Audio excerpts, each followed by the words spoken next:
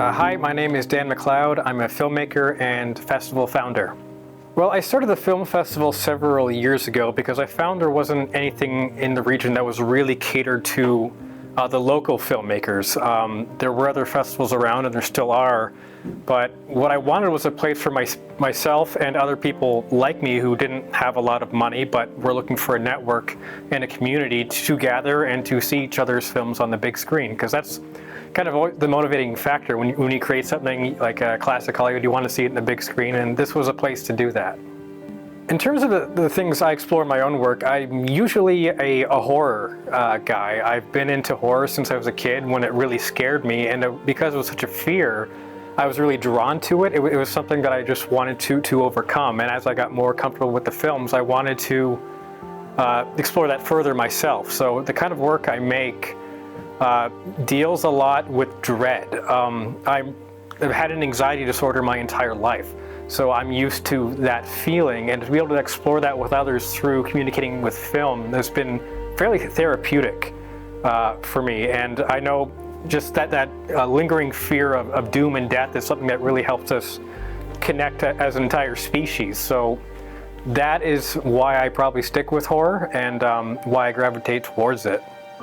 Well, filmmaking, especially indie filmmaking, ties in a lot to what I do now professionally. So my professional job is the creative productions manager at CSI.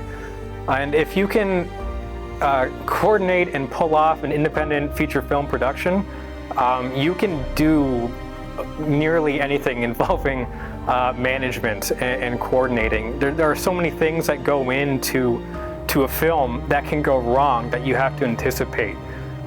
If the weather's bad, you need a plan B. If someone doesn't show up, if a prop doesn't work, if someone can't remember their lines, anything that you can imagine going wrong, you have to anticipate and have a plan, because when you're making a film and you're directing, people are coming to you for answers, and you have to have them.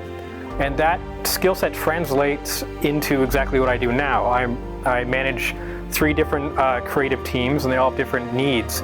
So to be able to understand their roles and anticipate their problems is crucial. For anyone interested in filmmaking, you just go for it. I started, besides high school, just with a very cheap DSLR camera, and I was just in my parents' basement kind of making what I could. I started my own stuff, so I would star in these little horror short films and edit them, and then something wouldn't work out and I'd try again.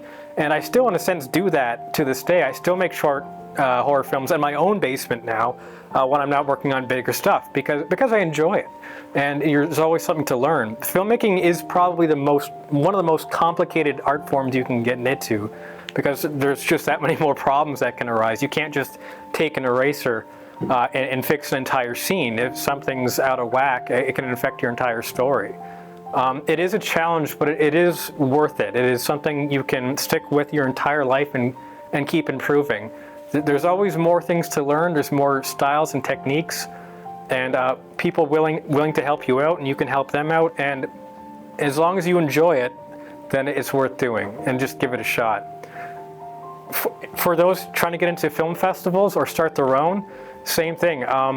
There's not too many festivals. Don't feel like you're gonna be bullied out of it. When I first started mine, the film festivals that were here first tried to push me out. They were intimidated, even though I hadn't literally done anything yet.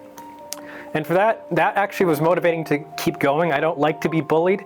So if you want to do something, just start. The starting is the hardest part, but once you get the momentum going, it's hard to stop. My name is Michael Malco. I am a graduate of the broadcast television program at Conestoga College. Currently, I am a freelance cinematographer, editor, production design, whatever needs to get done. As funny as it sounds, I don't remember when I met Dan. I think I added Dan as a friend on Facebook because he was mutual friends with a bunch of people I knew in the area who did video production or film. I love Dan so much. He's so much fun to be around, and he understands the pains that production go through behind the scenes, on the back end of things. So he's constantly striving to give people what he can, but then get out of the way to let them show their skills, show their talents. And I really respect Dan because he gives you the tools that you need to do the production, and then gets out of the way to just let you show him that you can do it.